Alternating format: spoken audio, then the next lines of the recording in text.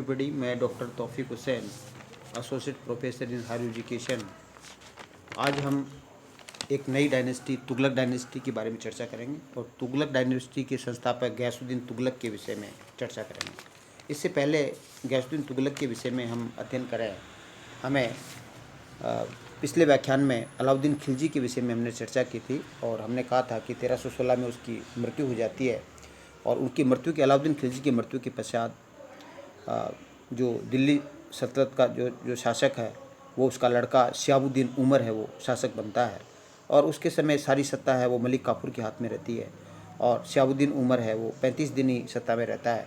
और उसके पश्चात अलाउद्दीन खिलजी का जो तीसरा पुत्र कुतुबुद्दीन मुबारक खिलजी है वो शासक बनता है। तो कुतुबुद्दीन मुबारक खिलजी है वो मलिक काफूर की हत्या कर देता है और शिहाबुद्दीन उमर है उसको अंधा कर देता है, उसको जेल में डाल देता है। और इस प्रकार कुतुबुद्दीन मुबारक खिलजी है वो एक प्रकार से है वो शासक है, वो शिहाबुद्दीन उमर के बाद में है। कुतुबुद्दीन मुबारक खिलजी है वो खिलजी वंश का शासक बनता है। इसने कुतुबुद्दीन मुबारक खिलजी के विषय में हम ये कह सकते हैं कि एक योग्य पिता की अयोग्य संतान थी और इसने अलाउद्दीन खिलजी की कठोर दंड व्यवस्था और जो बाजार नियंत्रण प्रणाली थी वो एक महत्वपूर्ण प्रणाली थी, उसको इसने समाप्त कर दिया। और इसने जो एक तरह से खलीफा है स्वयं को खलीफा घोषित कर दिया और बहुत सारा धन है वो अपनी स्थिति को सुधारने के लिए, अपने लोगों को फेवर में करने के लिए बहुत सारा धन है वो बांट दिया लोगों के अंदर। और इसके विषय में कहा जाता है कि ये दरबार में स्त्रियों की वस्त्र धारण करता था, करके दरबार में आता था और भिन्न भिन्न प्रकार की हरकतें करता था और कई बार तो दरबार के अंदर नंगा ही आ जाता था। इस प्रकार कुतुबुद्दीन मुबारक खिलजी है वो उसके पश्चात है वो कुतुबुद्दीन मुबारक खिलजी जब ऐसा हरकतें से उसका वजीर है वो परेशान हो गया था और ऐसी स्थिति में उसका वजीर नासरुद्दीन खुसरो शाह है वो उसकी हत्या कर देता है। और जो कुतुबुद्दीन मुबारक खिलजी के बाद में नासरुद्दीन खुसरो शाह है वो खिलजी वंश का शासक बनता है और ये एक तरह से अपने आप को पैगंबर का सेनापति घोषित करता है। और खुसरो शाह का इसने जब दिल्ली सुल्तान बना तो ये निज़ामुद्दीन औलिया उस समय का सूफी संत था, उसको भी काफ़ी धन वो देता है, जिसके बारे में हम आगे चर्चा करेंगे। तो खुसरो शाह दिल्ली सल्तनत का पहला शासक था जो भारतीय मुसलमान था और जबकि इससे पहले जो तुर्क अमीर है वो उनका शासन था, इसलिए तुर्क अमीर है वो दिल्ली की बागडोर एक भारतीय मुसलमान के पास में हो ये सहन नहीं कर रहे थे। तो ऐसी स्थिति के अंदर जो उस समय उत्तरी पश्चिमी सीमांत प्रांत जिसको दीपालपुर कहा जाता है, उस दीपालपुर का जो गवर्नर था उस समय गाजी मलिक है वो क्या करता है कि गयासुद्दीन तुगलक के नाम से है वो दिल्ली के शासन में बैठता है और एक नए राजवंश की स्थापना करता है जिसको तुगलक राजवंश कहा जाता है। तो तुगलक राजवंश है वो खिलजी वंश के अंतिम सुल्तान खुसरो मलिक है जो नासरुद्दीन जो खुसरो शाह है उसकी हत्या करके वो एक नए राजवंश की स्थापना गयासुद्दीन तुगलक करता है। तो खिलजी वंश का अंतिम सुल्तान कौन था? नासरुद्दीन खुसरो शाह, उसकी हत्या करके है वो गयासुद्दीन तुगलक है वो 1320 में है वो सुल्तान बनता है और 1325 तक है वो शासन करता है।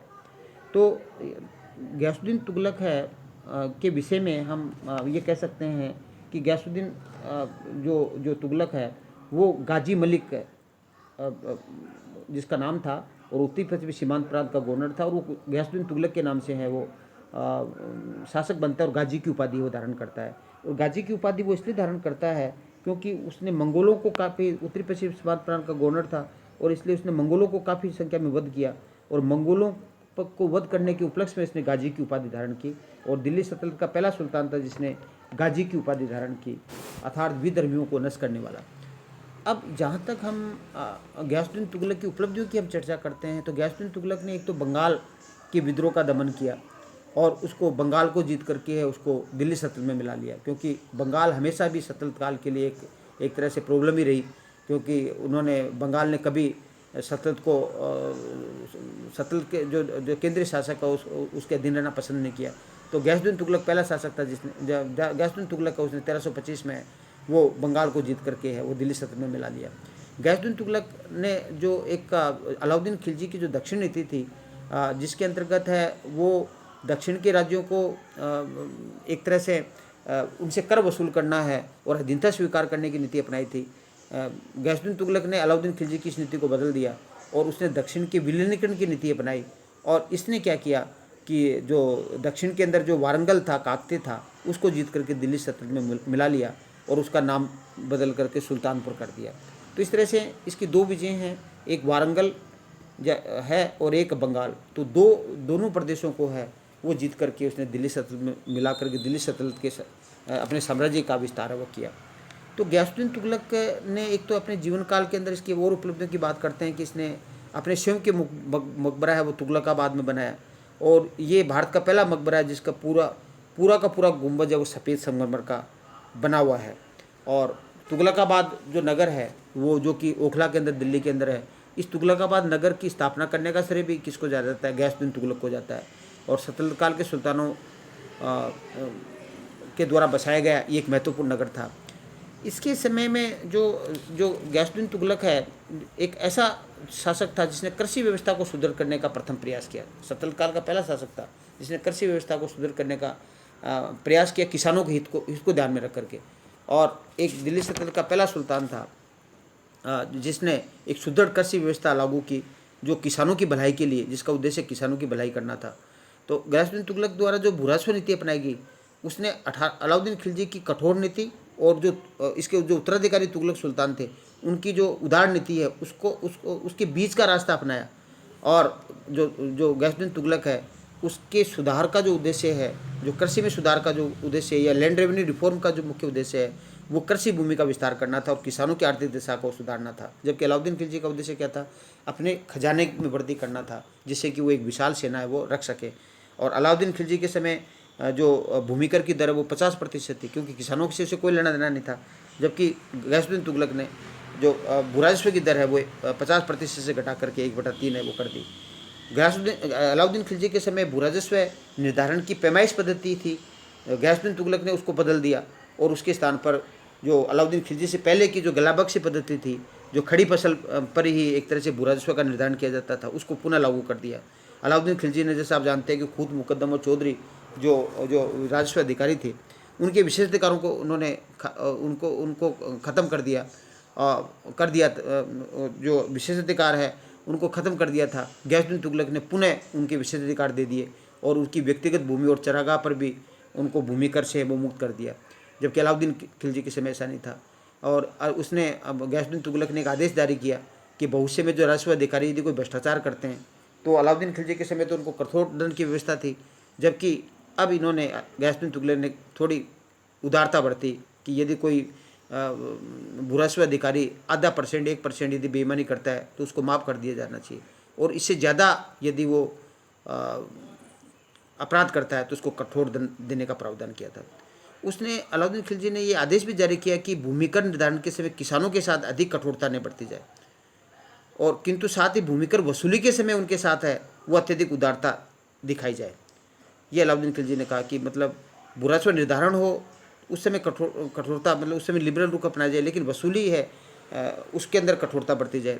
और उसने प्रांतों में भूमिकर वसूल करने की 1/10 से ज़्यादा वृद्धि न करने का निर्देश दिया कि भूमिकर की दर 1/10 से ज़्यादा नहीं होनी चाहिए, और अगर किसी वजह से यदि फसल खराब हो जाती है तो भूमिकर की माफ़ी का भी प्रावधान है वो किया गया, जो कि दिल्ली का पहला सुल्तान था जिसने किसानों के हितों को ध्यान में रखा। इसके अलावा अलाउद्दीन खिलजी जो गयासुद्दीन तुगलक ने किसानों के हितों को ध्यान में रखते हुए है वो नहरों के निर्माण पर भी बल दिया, और दिल्ली सल्तनत का पहला सुल्तान था जिसने सिंचाई की ओर ध्यान दिया। और उसका मानना था कि मेरी इच्छा ये है, वो उनका कहना था गयासुद्दीन तुगलक का, कि हर किसान के द्वार पर है या खेत पे है वो नहर है वो होनी चाहिए। तो इस प्रकार ये एक पहला सुल्तान था जो भारत के अंदर नहरों का जाल है वो बिछाना चाहता था, जिसको आगे इम्प्लीमेंट है वो मोहम्मदुद्दीन तुगलक है वो करता है।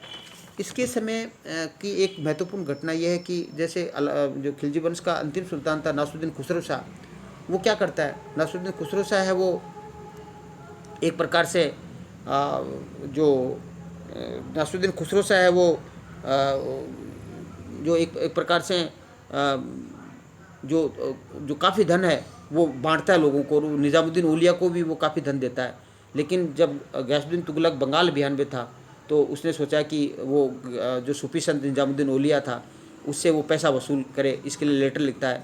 लेकिन निज़ामुद्दीन औलिया असमर्थता जाहिर करता है, वो कहता है कि मैंने तो सारा पैसा है वो गरीबों को बांट दिया, मेरे पास पैसा नहीं है। तो ऐसी स्थिति के अंदर वो जाति जब कठोर रुख अपनाता गयासुद्दीन तुगलक निज़ामुद्दीन औलिया के प्रति, तो ऐसी स्थिति में निज़ामुद्दीन औलिया एक अभिशाप देता है गयासुद्दीन तुगलक को कि हुनूज दिल्ली दूरस्त, अर्थात दिल्ली दूर है। और ऐसा कहा जाता है कि निज़ामुद्दीन औलिया के अभिशाप के कारण से ही वो दिल्ली, बंगाल से दिल्ली नहीं पहुंच पाता है। और बीच में ही है वो जो अफगानपुर के अंदर है, वो एक जो महल था, लकड़ी का महल, उसके गिरने से 1325 के अंदर है वो क्या कहना चाहिए, गयासुद्दीन तुगलक है, उसकी मृत्यु हो जाती है। तो इस प्रकार से जो तुगलक वंश का जो प्रथम सुल्तान, जिसको तुगलक वंश का संस्थापक कहा जाता है, गयासुद्दीन तुगलक, जो एक प्रकार से करुणा तुर्क था। करुणा तुर्क का मतलब उसके पिता थे वो तुर्क थे और उसकी माता थी वो भारतीय हिंदू महिला थी।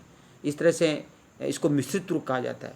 तो एक जो मिश्रित जो तुर्क था गयासुद्दीन तुगलक, तो गयासुद्दीन तुगलक है, उसने एक नए राजवंश की, खिलजी वंश के स्थान पर एक नए राजवंश की स्थापना की, जिसको तुगलक डायनेस्टी कहा जाता है। और उसका प्रथम सुल्तान है गयासुद्दीन तुगलक था, जिसके विषय में हमने पढ़ा कि उसने गाजी की उपाधि धारण की, जो दिल्ली का पहला सुल्तान था। बंगाल और वारंगल पर उसने अधिकार किया, तुगलकाबाद नामक नगर की स्थापना की, और तुगलकाबाद में अपने शिव के मकबरे का निर्माण करवाया।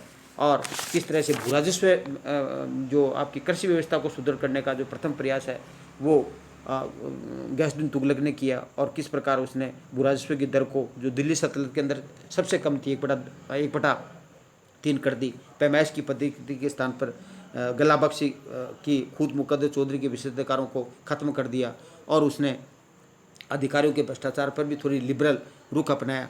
और उसने कहा कि भाई भूराजस्व निर्धारण के समय तो है वो कठोरता नहीं बरतनी चाहिए, जबकि वसूली के समय वो कठोरता बरतनी चाहिए। और उसने कहा कि फसल खराब होने पर भी किसानों को रियायतें दी, और प्रांतों में भूमिकर वसूली 1/10 से ज़्यादा न हो, ये इसका प्रावधान किया। और किस तरह से नहरों में रुचि उसने ली। इस प्रकार तुगलक वंश का प्रथम शासक गयासुद्दीन तुगलक अपनी उपलब्धियों की दृष्टि से महत्वपूर्ण कहा जा सकता है। Thank you. जय हिंद, जय भारत।